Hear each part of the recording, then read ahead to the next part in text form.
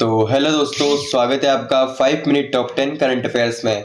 और आज हम करने वाले दोस्तों 1 फरवरी के करंट अफेयर, जो कि हर एक प्रश्न आने वाली एग्जाम के लिए महत्वपूर्ण होने वाला है। और आज की क्लास आपकी 2-3 मिनट बड़ी हो सकती है, क्योंकि जितने भी क्वेश्चन हैं और कुछ एक्स्ट्रा फैक्ट्स है आपको जो जानना जरूरी है, आने वाले एग्जाम के लिए महत्वपूर्ण होने वाले हैं। ठीक है, तो पहला क्वेश्चन आपकी निगाहों के सामने। हाल ही में 2026 में कौन सी 2 रामसर साइट्स शामिल हुई है? ठीक है, पहला ही क्वेश्चन आईएमपी बनता, पहले तो स्टार लगाना। अभी दोस्तों आपकी 2 रामसर साइट, जो कि आपकी पटना बर्ड सेंचुरी और छारी धांड बर्ड सेंचुरी शामिल हुई है। ठीक है, बोथ ए और बी आपका राइट आंसर होता है। और पटना बर्ड सेंचुरी कहाँ पर है दोस्तों? पटना जो कि यूपी में है, और आपकी जो कि छारी धांड बर्ड सेंचुरी ये दोस्तों गुजरात में है। ये आपको ध्यान रखना, क्वेश्चन यहाँ से आ सकता है। अगर बात करें टोटल आपकी दोस्तों रामसर साइट्स कितनी है, टोटल रामसर साइट जो कि आपकी टोटल आपकी 96 थी, लेकिन आप दोस्तों आपकी 98 रामसर साइट्स हो गई है। क्वेश्चन ये भी आपका बन सकता है। अगर बात करें दोस्तों इसी के साथ आपकी रामसर साइट्स के बारे में, तो फर्स्ट रामसर साइट जो कि चिलिका लेक है, ये दोस्तों उड़ीसा में इसकी शुरुआत स्थापना हुई थी, जो कि 1981 में। ठीक है, ये क्वेश्चन आपका बहुत बार एग्जाम में रिपीट हो गया है। और लार्जेस्ट रामसर साइट जो कि दोस्तों सुंदरबन डेल्टा दोस्तों, जो कि वेस्ट बंगाल का है, ये भी आपको ध्यान रखना है, क्वेश्चन आपका बन सकता है। ठीक है, नेक्स्ट क्वेश्चन देखिए आपका दोस्तों, 31 जनवरी 2026 को राष्ट्रीय महिला आयोग का कौन सा स्थापना दिवस मनाया गया? ठीक है, यानी दोस्तों आपका नेशनल कमीशन फॉर वुमेन्स के लिए ये दोस्तों इसका एक यानी 34वां दोस्तों स्थापना जो कि दिवस इसका बनाया गया, आपको ध्यान रखना है। कब दोस्तों? 31 जनवरी को। अगर दोस्तों बात करते हैं नेशनल कमीशन फॉर वुमेन्स के बारे में, क्वेश्चन इसके दोस्तों इंपॉर्टेंट फैक्ट आपको ध्यान रखना है।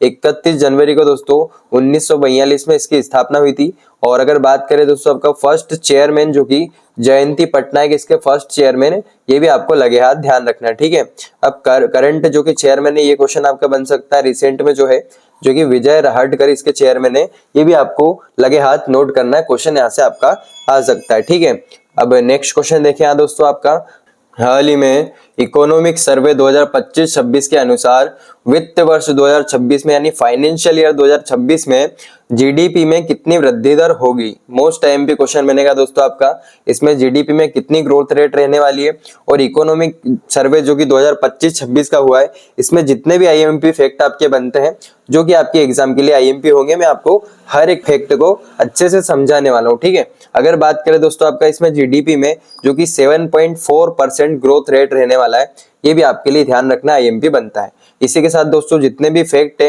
ये आपको मैंने सीरियल वाइज सेट करके दिए हैं। एक काम करो, इसका स्क्रीनशॉट ले लेना और जितनी बार हो सके इसको रिवाइज करना, क्वेश्चन यहाँ से आने वाले हैं। बात करते हैं इकोनॉमिक सर्वे 2025-26 के बारे में, जो कि अभी मैंने आपको बताया जीडीपी ग्रोथ रेट जो कि 7.4% रहने वाला है, जो कि आपके लिए आईएमपी बनता है। फिस्कल ईयर 2026 का एस्टिमेशन ग्रोथ रेट दिया है, जो कि अभी यानी अनुमानित ग्रोथ रेट जो कि 6.8 से 7.2% रहने वाला है, ये भी आपको ध्यान रखना है। ग्रोस वैल्यू एडेड यानी जीवीए दोस्तों जो कि आपका 7.3% है, और इन्फ्लेशन ग्रोथ रेट जो कि आपका 1.7 जो कि आपका महंगाई भत्ता है, ये भी आपको ध्यान रखना है, जो कि दोस्तों पुराने 20 साल का सबसे कम है, इसलिए आपके लिए आईएमपी बनता है। टोटल रेमिटेंस यानी दोस्तों आपका जो भारत में दोस्तों विदेश से जो पैसा आता है, जैसे कि भारत के जो लोग हैं वो विदेश में जॉब कर रहे हैं या भी कुछ काम कर रहे हैं, वहां से जो भी पैसा आता है उसको दोस्तों रेमिटेंस कहा जाता है। तो दोस्तों उसका टोटल आपका 135.4 बिलियन डॉलर दोस्तों इतना पैसा भारत में आया है, जो कि दोस्तों फर्स्ट रैंक इसमें दोस्तों भारत की रही है, ये आपको याद रखना है। ठीक है, अब दोस्तों बात करते हैं आपका ग्लोबल एक्सपोर्ट शेयर। इसमें दोस्तों आपका 1.8% भारत का रहा है शेयर दोस्तों। और फॉरेक्स रिजर्व यानी आपका भारत में विदेशी मुद्रा जो कि रिजर्व होती है यानी इसका भंडारण होता है, ये दोस्तों आपका 701 बिलियन डॉलर दोस्तों रहा है, ये भी आपको साथ ही में नोट करना है। अगर बात करें दोस्तों third largest domestic aviation market दोस्तों, जो कि वर्ल्ड में भारत का थर्ड लार्जेस्ट है, ये आपको ध्यान रखना है। ठीक है, और स्पेस डॉकिंग एक्सपेरिमेंट यानी स्पेडएक्स में दोस्तों इसमें एक्सपेरिमेंट में दोस्तों 4th नंबर भारत की रैंक रही है, ये भी आपको लगे हाथ नोट करना है, क्वेश्चन यहाँ से आपका आ सकता है। ठीक है, स्टार लगा लेना, सभी फैक्ट आपके लिए आईएमपी बनते हैं। नेक्स्ट क्वेश्चन देखते हैं आपका दोस्तों, हाल ही में 2025 में लॉन्च हुआ यूएसडी स्टेबल कॉइन को देश की पहली यूएसडी किसने मंजूरी दी है, ठीक है। यानी आपका जो अभी 2025 में एक आपकी क्रिप्टो करेंसी है जो कि यूएसडी स्टेबल कॉइन, इसको दोस्तों देश की पहली यूएसडी किस देश के द्वारा मंजूरी दी है, ठीक है। ये आपके यूनाइटेड अरब अमीरात के द्वारा ये मंजूरी दी गई है दोस्तों पहली यूएसडी के रूप में। और दोस्तों ये आपकी क्रिप्टो करेंसी है, ठीक है। ये दोस्तों आपकी एक क्रिप्टो करेंसी है जो कि दोस्तों आपने बिटकॉइन देखा ही होगा, बिटकॉइन यानी आपने सुना ही होगा उसके बारे में। तो उसमें क्या होता है, इन्फ्लेशन रेट बहुत ज्यादा रहता है, कभी बहुत कम रहता है, यानी स्टेबिलिटी उसमें बिल्कुल नहीं रहती। ये दोस्तों आपका एक स्टेबल कॉइन है यूएसडी कॉइन, जो कि दोस्तों आपका एक फिक्स्ड वैल्यू पर बेस्ड रहता है, यानी इसमें उतार चढ़ाव ज्यादा देखने को नहीं मिलता। अगर बात करें दोस्तों 2025 में किसके द्वारा दोस्तों इसको लॉन्च किया गया था, शुरुआत की गई थी इसकी, जो कि वर्ल्ड लिबर्टी फाइनेंस के द्वारा इसको लॉन्च किया गया था। ये भी आपको ध्यान रखना है, क्वेश्चन यहाँ से आ सकता है। अगर बात करें तो दोस्तों आपका हाल ही में HAL यानी हिंदुस्तान एरोनॉटिकल लिमिटेड ने किस देश के यूनाइटेड एयरक्राफ्ट कॉरपोरेशन के साथ SJ-100 कमर्शियल एयरक्राफ्ट के उत्पाद यानी प्रोडक्शन के लिए समझौता किया, ठीक है। अब किस देश की कंपनी पूछा जा रहा है, जो कि रशिया की कंपनी है। रशिया की दोस्तों यूनाइटेड एयरक्राफ्ट कॉरपोरेशन के साथ हिंदुस्तान की HAL यानी हिंदुस्तान एरोनॉटिकल लिमिटेड ने समझौता किया। आपको ध्यान रखना, क्वेश्चन यहाँ से आ सकता है, ठीक है। अब हिंदुस्तान एरोनॉटिकल लिमिटेड के बारे में बात करते हैं दोस्तों।